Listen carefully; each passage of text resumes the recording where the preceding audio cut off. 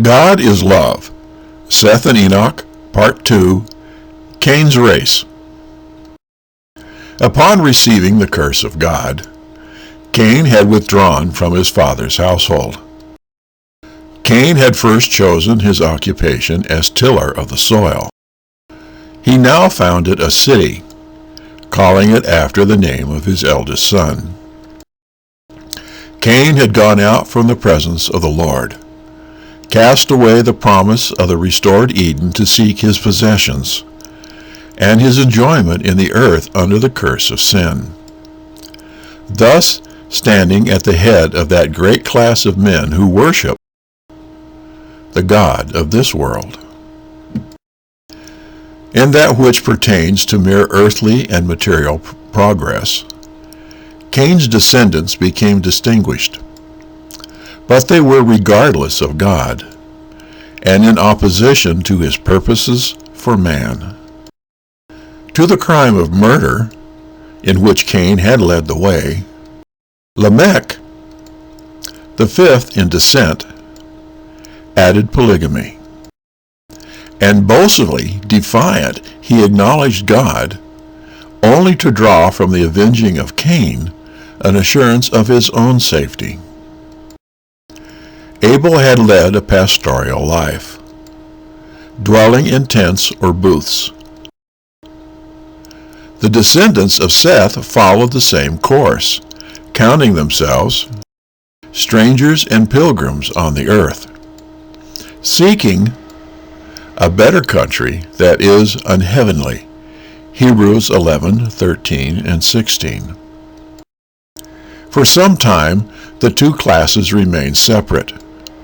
The race of Cain, spreading from the place of their first settlement, dispersed over the plains and valley where the children of Seth had dwelt.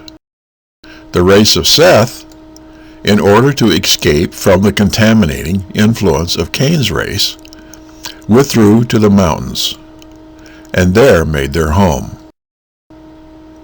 So long as this separation continued, they maintained the worship of God in its purity.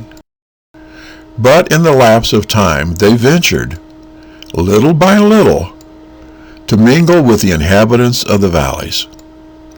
This association was productive of the worst results.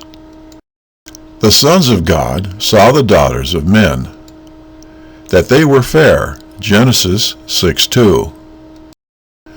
The children of Seth, attracted by the beauty of the daughters of Cain's descendants, displeased the Lord by intermarrying with them. Many of the worshippers of God were beguiled into sin by the allurements that were now constantly before them, and they lost their peculiar, holy character. Mingling with the depraved, they became like them in spirit and in deeds. The restrictions of the seventh commandment were disregarded, and they took them wives of all they chose, Genesis 6:2. In the way of Cain, Jude 11. They fixed their minds upon worldly prosperity and enjoyment, neglecting the commandments of the Lord. Men did not like to retain God in their knowledge. They became vain in their imaginations, and their foolish heart was darkened, Romans 1:21. Therefore God gave them over to a mind void of judgment, Romans 1:28. Sin spread abroad in the earth like a deadly leprosy. Tomorrow, Seth and Enoch, Part 3, Adam's death.